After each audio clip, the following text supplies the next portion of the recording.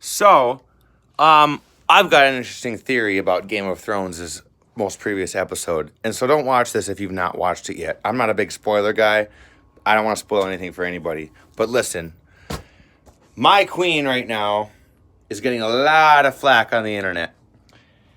And she was my queen for a long time, and she still is. And I got a theory, and this is why. I still bow to her, still bend the knee to her, still love Queen Daenerys Stormborn of House Targaryen, blah da da da da da, the rest you know. All of everybody was mad that she snapped and she went crazy and burned King's Landing to the ground. First off, let's just remember that King's Landing cheered on Ned Stark's death. So let's start there. But if that's out of the picture, let's remember this. Daenerys is big on people bending the knee to her. Remember the Tarleys? Yeah, you do. That was big time shit. Daenerys, in that look that she got on top of Drogon, on top of the building, when the bell started ringing, everybody wants to think that that was the moment that she snapped. No, it was not.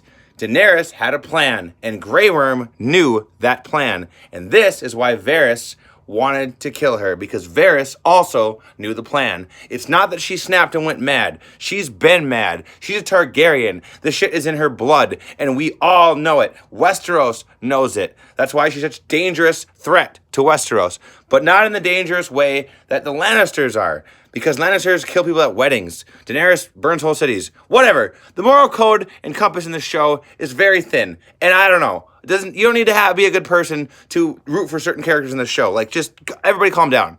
Here's what I think. Dany wanted to see if once those bells started ringing, people did bend the knee to her.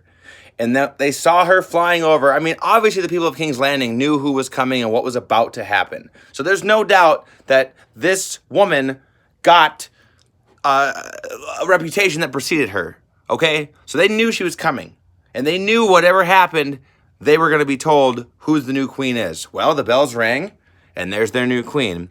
Meanwhile, she flies over with Drogon and gets low. If y'all see the shot right before Drogon sprays his fire the first time, she flies a lot lower, and the camera pans to seeing what she would be seeing, which is people running away in the arms of Lannister soldiers.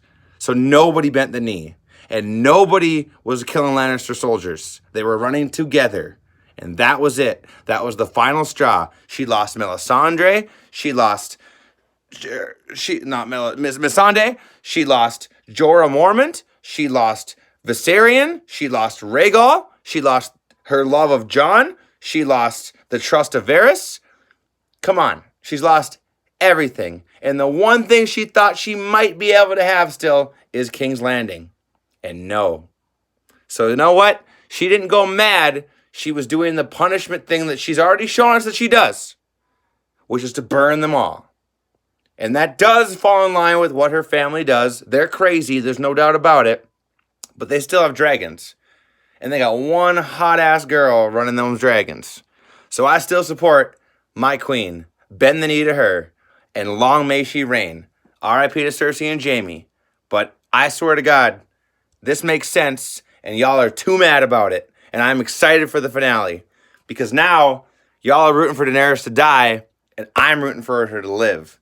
And I think, hopefully, she explains herself, and that she does live, and sit on that throne. Thank you for tuning in. Have a good one. Dracarys. Fire and blood.